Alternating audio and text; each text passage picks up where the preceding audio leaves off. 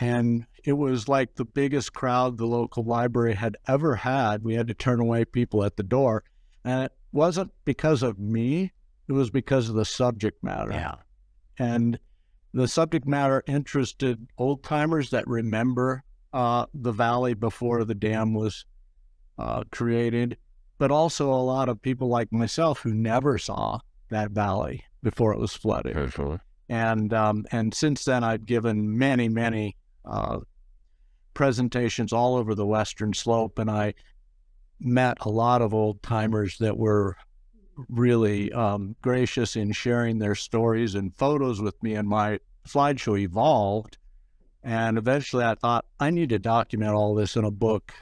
Welcome to the Kooler Lifestyle Podcast. I'm your host, Matt Kuehlhorn, and I'm excited to have you join me as I interview community members and business leaders from the communities in which I live, work, and serve through my business, Kooler Garage Doors. We're going to bring you highlights on characters in our communities. Why? Because community matters, and I want to know more about who is behind our business and leadership in order to understand and support the community fabric that our relationships make up. And collectively, we can build stronger communities that support our lifestyles, our youth, and our health.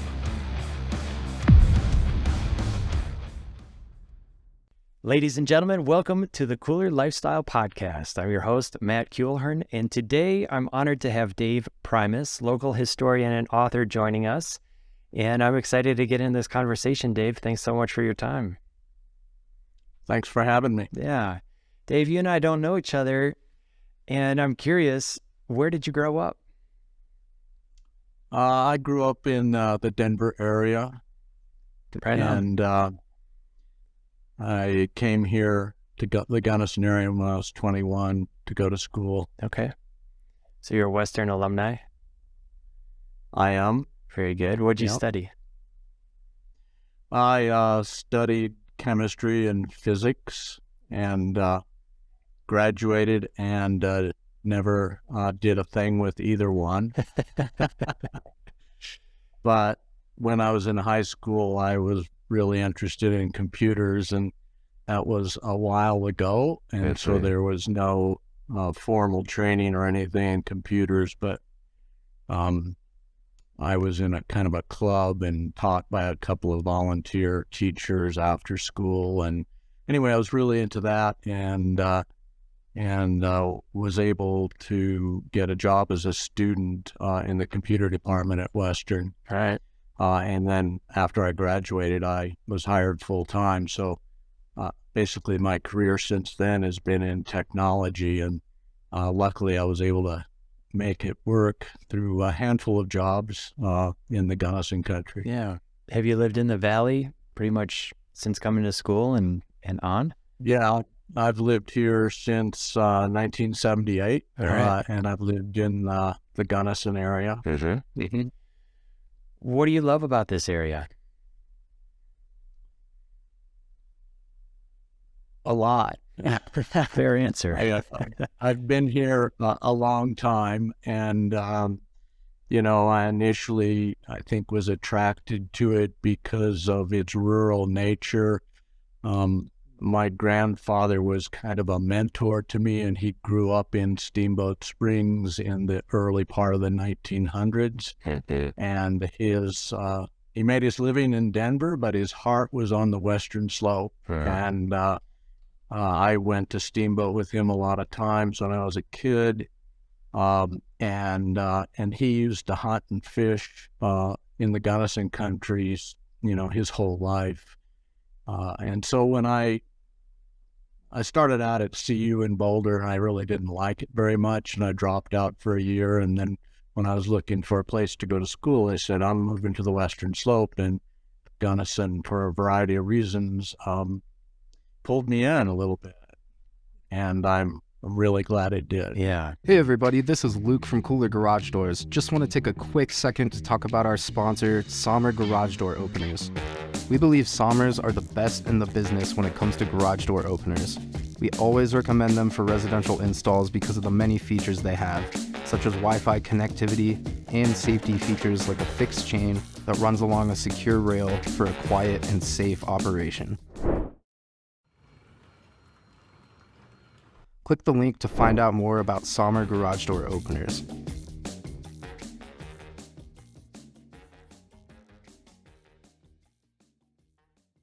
And I can only imagine, I came out to this valley from Michigan in 1997. And in my time, I've seen significant change. And in your time, how would you describe the changes that have been occurring in this valley? And really, like all of Western Slope, right? But yeah, I would say, thankfully, the changes haven't been as impactful as places like Telluride. And partly I think that's because the main town is right near the ski area. Of course, Crested Butte is near the Crested Butte ski area, but Gunnison's, the valley is big and relatively, and Gunnison's separated, by 30 or 35 miles. yeah, And it makes a difference. Economically, I guess there's a lot of people. I used to work for Crested Butte Mountain Resort, and I know that business intimately back in the 90s. Right. And they wished it would have grown faster, but it hasn't grown as much as some places. Let me put it that way. Steamboat, for me, about the same year, early 1960s, the ski area started in Steamboat. I skied there the first year when I was a kid. And Steamboat has changed so much more dramatically than the Gunnison country, in my opinion. Again, I think because Steamboat's like 3 miles from the ski area. And so, yeah, it's changed, but not as much as it could have. And, Crested Butte really hasn't grown as much as some of those places like Steamboat and Telluride, in my opinion. Yeah, I would agree with that. And, I just want to say that one of the great things about the Gunnison country is the economy has been fairly healthy through the entire time I've lived here. Go to a town in the Midwest that's about the same size and it's dead. So, growth and economic viability are not bad things, unless they're out of control, Yeah. in my opinion. Yeah, I would agree. Do I have my dates correct, Dave? You recently published a book, Beneath Blue Mesa. That's fairly recent. Is that correct? Yeah, I published the book got it done and published it in November. It's called Beneath Blue Mesa, the Gunnison River Valley Before the Reservoir. Awesome. And I won't bore you with the long story, but basically the story is I had been giving historic slideshows. My passion is Colorado and especially Gunnison country history. And I'd been giving slideshows at the local library for years, and the librarian asked me to do my railroad presentation again, and I said, I've done that a couple of times. I got this idea. What if we start at the Lake City Bridge and I find all the published pictures from the Lake City Bridge to the dam and put them in order, and I'll just do a slideshow like that. She said, I'm game. And it was like the biggest crowd the local library had ever had. We had to turn away people at the door. And it wasn't because of me. It was because of the subject matter. Yeah. And the subject matter interested old-timers that remember the valley before the dam was created, but also a lot of people like myself who never saw that valley before it was flooded. And since then, I've given many presentations all over the Western Slope, and I met a lot of old-timers that were really gracious in sharing their stories and photos with me, and my slideshow evolved.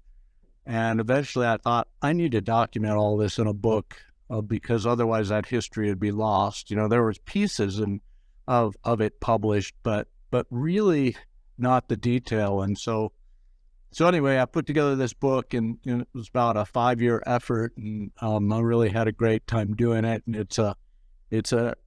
it's intended to really tell the story of what was there before, and you can, if you want to, you can use it as a tour. and start at the Pioneer Museum. And then by mile marker, it'll tell you where to stop and look at what's covered up versus the pictures that you're looking at in the book. It has over 200 pictures that most of which have never been published before. Wow. So anyway, it's been pretty successful in the Gunnison country so far, and I'm pretty excited about it. Thanks for asking. Yeah, I'm pretty fascinated by it, and the timing is a little surreal in the sense that currently the mesa is so low. Are there components in that history that are starting to reveal themselves physically? Oh, absolutely. I mean, especially in the upper parts of the reservoir, in what I call the Iola Basin, basically this side of the Iola boat ramp, where there were ranches and and in the Gunnison River Valley also there was quite a few little resorts like Neversink and Cooper's used to be resorts. Most of that stuff is not really visible anymore because it's been removed. But around Iola, the little town of Iola, which was right at the Iola boat ramp, there's a fair amount of foundations that have been exposed for 3 or 4 years and may be exposed forever.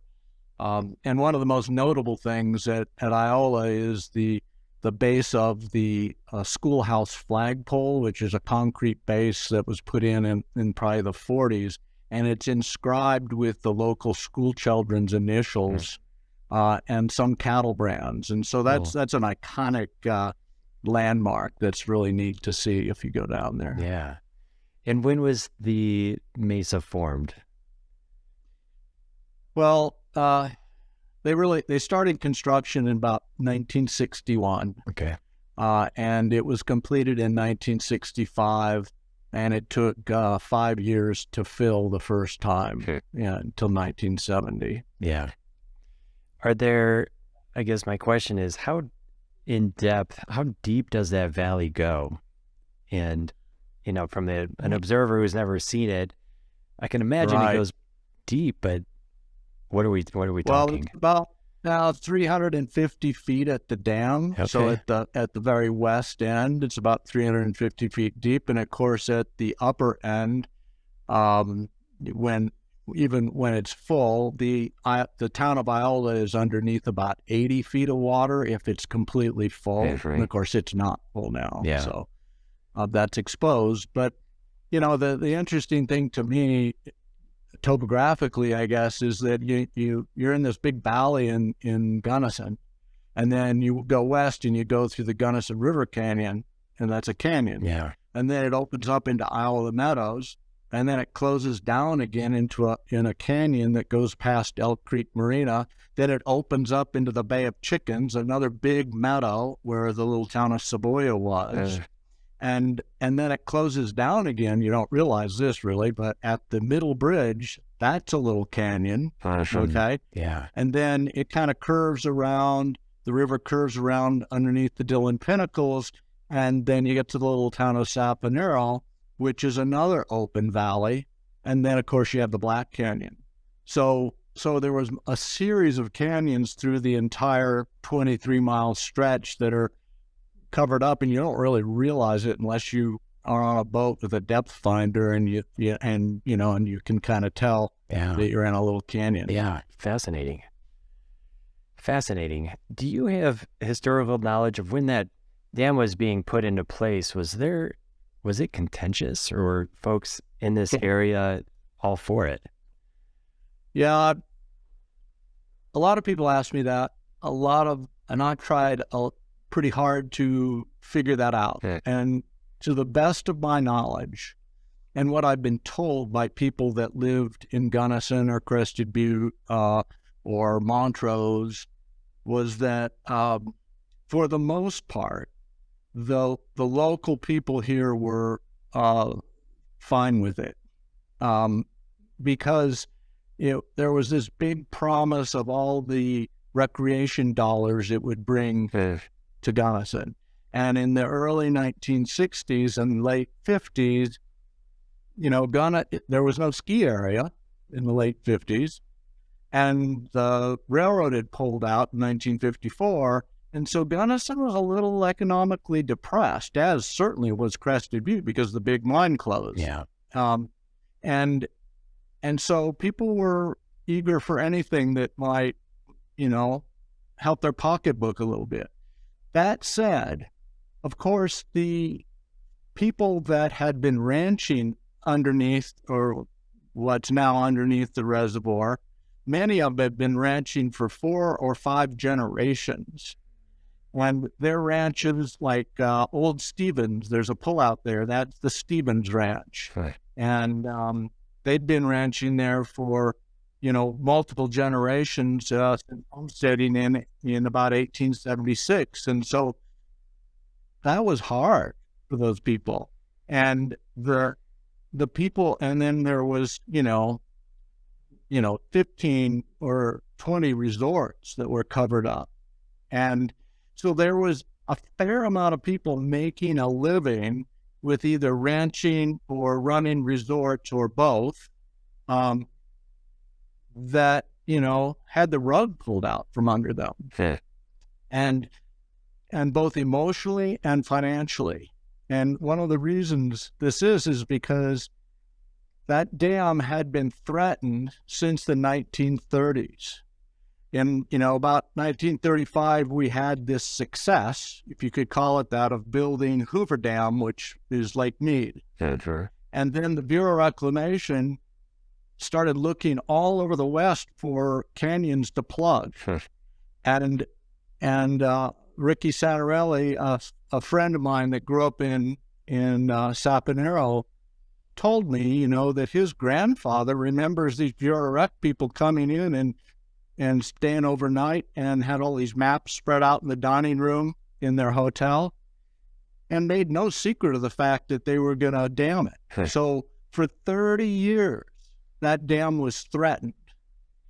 And because it was threatened, the ranches and the businesses and the resorts that were down there couldn't get bank loans, because the bank would say, I'm not going to loan you any money, and land sales halted for 30 years. So when the government came in with eminent domain and paid fair market value, that whole land was depressed economically because there was no recent sales.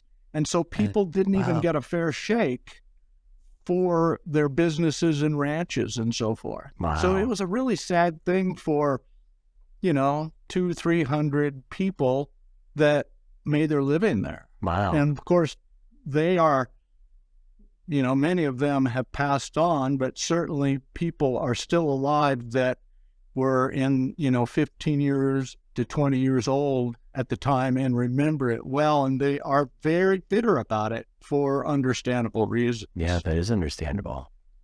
Interesting. I'm going to test my ignorance a little bit here. And my understanding with some of the dams and some of the canyons that have been plugged was that there was maybe a 60, 70, 80-year lifespan to some of the infrastructure that went in. With regards to the Blue Mesa Dam, is this a piece of infrastructure that's set up for the long term? Are we going to, we'll ask the historian in the future. I guess the question is, with regards to the Blue Mesa Dam and its functionality, is this set up to run? Is there silt building up to take out some of the functionality of it? I'm not an expert on dam construction, but I have obviously read and researched a lot of that. And so my comment on that is that Blue Mesa is an earthen-filled dam. In other words, it's not a concrete structure. And so, it's 350 feet deep, so, it's about 400 feet tall or something like that. And, and you don't really realize it. I guess you can look off the downstream edge of it and kind of see the rock kind of making a, very slight slope. Yeah. And there's an identical slight slope on the upstream side. And so it's a huge earthen dam. And if built right, earthen dams last I'm not going to say forever, but a long time. So I don't think the dam itself will fail in the near, future or even the far future. Yeah. It silts up. And you can tell that by, the Iowa Basin. And there used to be like a railroad grade through there that was, 4 or 5 feet above the surface of the meadow. And that's pretty much invisible. So there's 4 or 5 feet of silt, at least, in the Iowa Basin. But I'm not an expert, but my thinking is that we are so close to the headwaters. So the Taylor, the Gunnison, the East River, there's not a tremendous amount of silt load in that 30 or 40 miles of a river above it to silt it up like, say, Powell. Yeah, sure. Powell is a whole different story, as is Meade. And, so those things, especially Powell, because it's going to trap all the silt behind its dam before it gets to Meade. Yeah. Those will silt up far ahead of, I think, Blue Mesa. So I think in terms of physically, I think it's a long-term piece of infrastructure. I think politically and really whether it really was ever necessary to begin with is a much better question. I was given a tour where the former superintendent of Currituck was on my tour, and he commented to the group, he said, today this would never have been built. And I said, well, of course, environmental reasons, Gunnison sage grouse, those types of reasons. He says, yeah, but that's not what I'm talking about. He says, this is too small of a drop of water to make a difference with the entire Colorado River drainage. And that, I think, we'll see shortly in the next 10 years, to the point that, in my opinion, in order to save Powell and Meade and allow them to continue to generate hydropower, they may make some interesting decisions about upstream reservoirs like Flaming Gorge and Blue Mesa and Navajo, and really pull those down to the point that they may not even generate power in order to save the downstream reservoirs. Sure. No one knows what's going to happen. Yeah. But, it's kind of sad also in terms of, some of the best fly fishing around the world, many people say, was in that stretch of river that was covered up. That's right. It's really sad if we really didn't need this reservoir that it was built to begin with. Fascinating. Water and the management of it. I mean, there's definitely politics at play, economics. Water is a resource that is becoming more and more important, especially in the dry West. And absolutely. Who knows what's going to play out forward. I love the history. I think it's important for us to remember and to know the history, because there's this lineage and there's a connection there. And Dave, my question is, what would you like people to know about our history? What might be something that we don't currently know?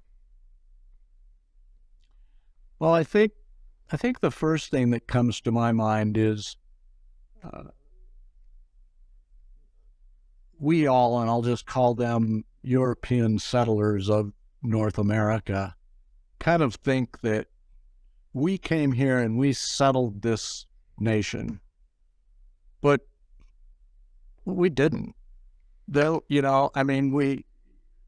was 10,500 years ago, there were Native American Folsom people on top of W Mountain, probably living there year-round.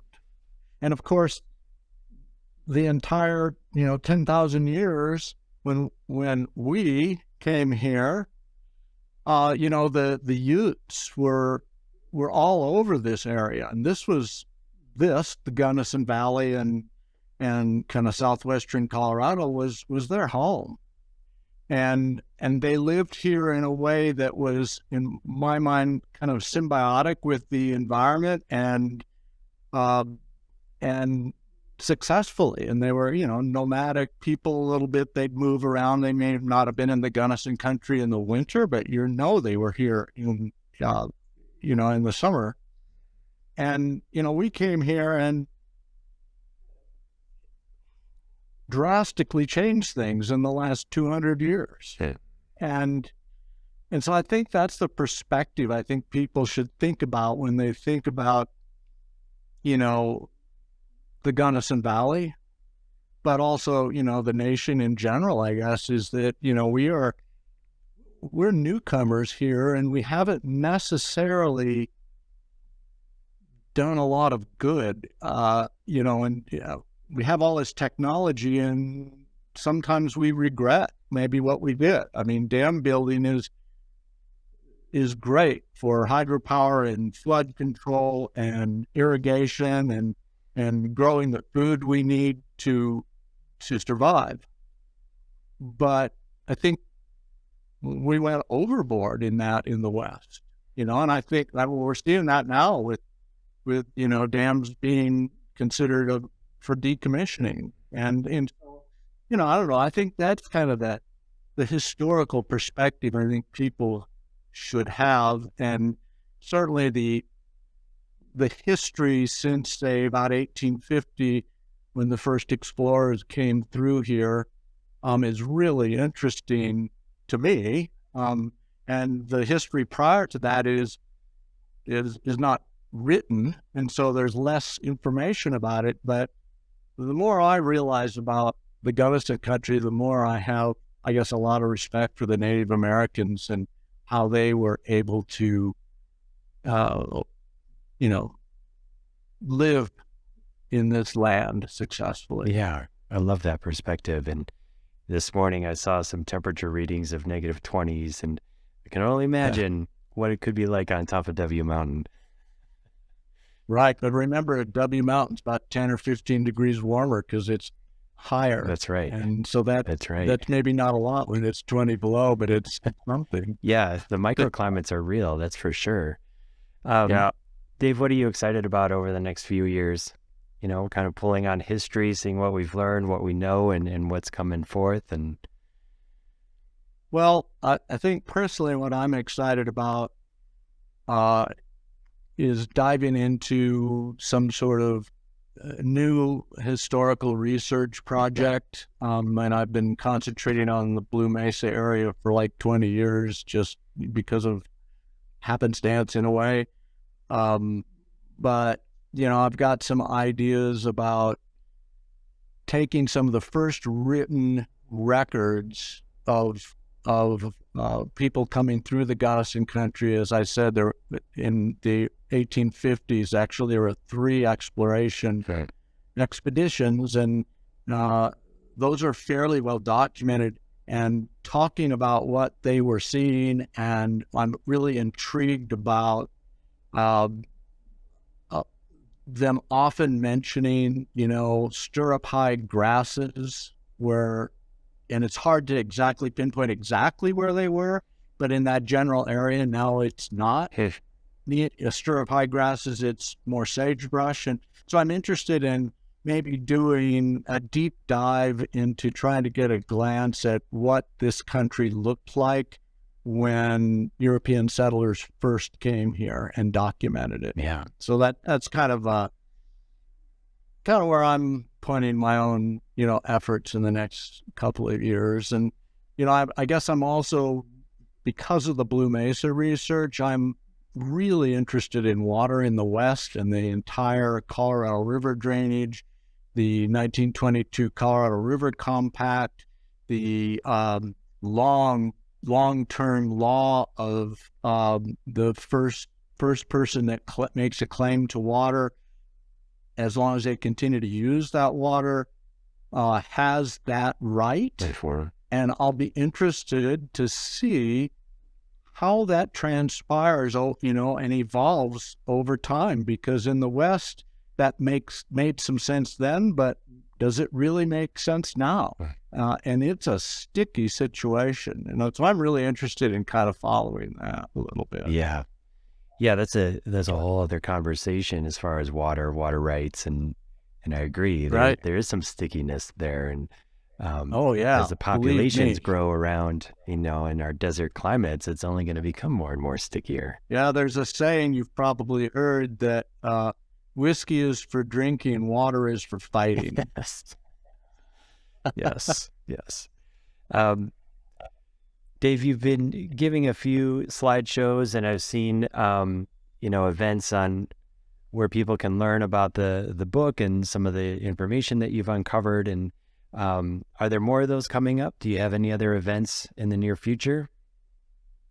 I just did one at the local library, and I'll probably do more of those. Either at the library. I've also talked to some of the people at Western, and they've talked about having me doing one at Western. So nothing's really. I'm doing one at the nursing home in a few weeks. Just for some of those people, I'm sure that'll be fun because a lot of people there probably remember it. Yeah. But I'll watch the newspaper, and I'll probably do one in Crested Butte fairly soon too. So awesome. But watch the papers, and I'm sure you'll be able to catch one. Yeah. Where's the best place to pick up your book? The best place to pick up the book is at Abracadabra, which used to be called the Bookworm in Gunnison on Main Street. Yes. I think it's at the Crested Butte bookstore. Or at least they can order it for you. And then it's also on Amazon. But I would appreciate, giving the business to the local vendors first. Keep it local. If you live in the Gunnison area. Yeah. If you don't, order it on Amazon. Yeah, right on. And it's also available on Amazon in a Kindle format, so you can put it on your device and actually kind of take it with you as you drive. So that might be an option. Awesome. All right. Well, for the listeners, watch the newspapers, see when the events are coming up for Dave, and live presentations. And then the books are at local bookstores. And if you need the Audible or another route, Amazon is it. Dave, any closing thoughts for listeners? I guess the closing thought, I suppose, is you asked me earlier what I really like about the Gunnison country. I'm not sure I exactly answered the question because, I love the opportunities for recreation. I love how rural it is, how I can go out south of town into the sagebrush and not see anybody all day long if I want. But what I really like is this community, and that's what keeps me here. And I think it's what keeps a lot of people here. I've known a lot of people that boomeranged, moved away. A few years later, they came back. And you know what? I think as of the people here and the college, or now the university with the young people there. And I just think it's a great community. And I guess my closing thought is, don't forget that that's what holds this all together, is this community of people. Yeah. And I love that, Dave. Thank you for mentioning that. And, I'm going to pull in the knowledge of history and knowing this traditional kind of component that goes into our current day community, even to the point of beyond the European settlers. Like, all of this threads together to where we are today. So beautiful. I appreciate your work, and I'm glad you're out there uncovering the stories and bringing them forth. And certainly appreciated your time and talking with you. Thanks again for having me. I really appreciate it. Enjoy your day. You too.